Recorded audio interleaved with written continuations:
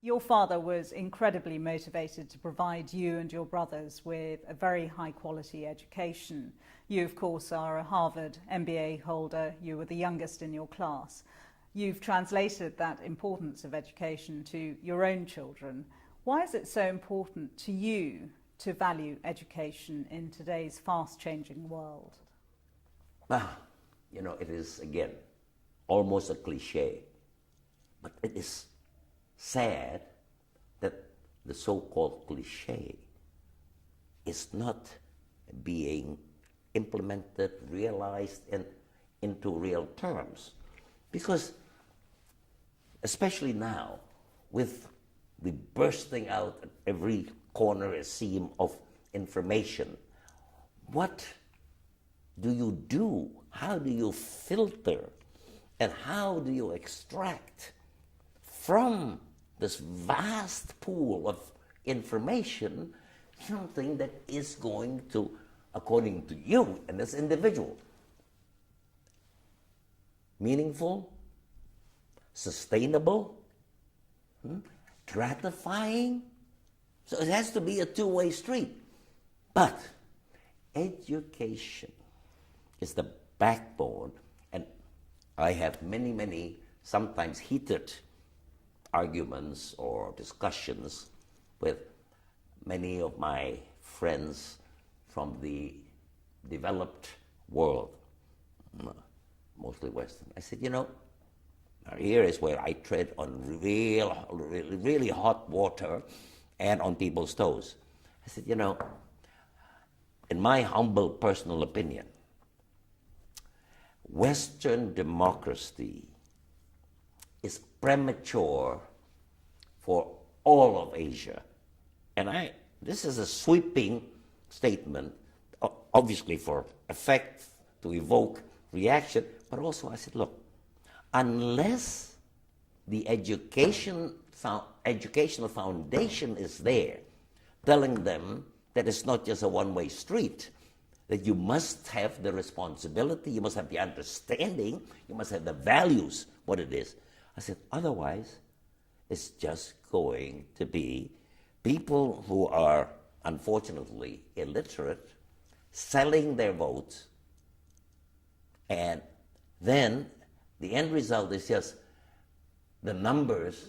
And when you have tourists coming, or even business people, coming, when they are people from somewhere else, and you have a chance, in whatever form, it could be a waitress, it could be a taxi driver, to interact with other people through the fact that they have traveled, obviously, otherwise they wouldn't be there from the outside, you have an opportunity to see a different perspective of whatever the subject matter may be. Now, you may choose not to do anything with it, but, the more you are given the chances, you're bound to, many times unwittingly, pick and choose certain gems because you've been given this whole continuum from which to pick from.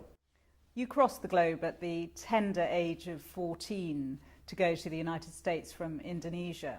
Communications were not the way that they are today. There was no Skype, no internet, no mobile telephones, but you were able to immerse yourself completely in a foreign culture.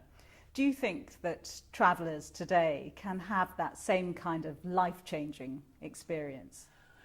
I see the beginnings of the signs of a clash between this very same technology, which serves us well in many ways, also becoming or being perceived as a substitute to one-to-one interpersonal relations.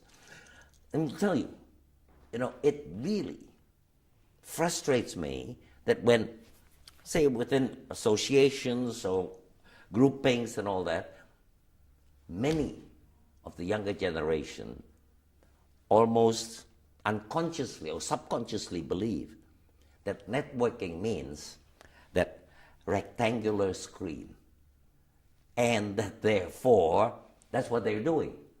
Now, I remind them, I said, on the commercial world, if I have heard of you and the other one, yeah, competitive, friendly or otherwise, I said, what will trigger me to decide in your favor as contrasted to your competitors?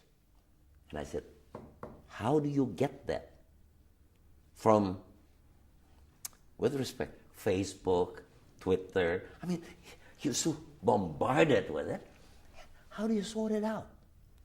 Where do you begin to, in your own mind, say, I feel comfortable with this person, whether it's the body language or whether it is just, having established beyond just that inanimate word, some sort of a relationship. And to me, that's where we have to watch out for it. You're the product of a very global perspective. That has had an enormous influence on your life, hasn't it? Cumulatively, for sure. Right? But I've never stopped to consciously think about it. It is just something that flows, and somebody said, well, why would you be interested in this? I don't know. But that is that cumulative effect. And as I've had the good fortune and privilege of adding on to it, it just continues to widen. Not to pat myself on the back, but that has been. Now, in that sense, there are very few people, except for my immediate brothers particularly, because they all have had similar experiences. And, also ways of life. That's part of our inheritance due to circumstances more in the very beginning than design. Yes, the education part was one thing, but why did I leave at 14? My older brothers left at, slightly older ages after certain things that happened. But because our education was interrupted, our formal education was interrupted during the Second World War due to the occupation of Indonesia. So obviously none of the European education systems could continue because they were on the other side of the conflict. Therefore, we were interrupted. Now, we didn't start off with the base that was imposed upon us for a number of years, and after that it was gone. That's when we said, okay, based on the importance and the necessity, and it's, again, repetitious to say, but we grew up, literally, all of us, and none of us have forgotten this. Our parents only promised to us, they said, please remember, we have no intention of leaving any of you any material inheritance in any form whatsoever. If it's there, maybe we'll even, entrust it to others or whatever it is. We may not even have any. But we will give it our best shot to give you the best education that you individually would like to pursue. Now, of course, after a doctorate, PhD, that's it, right?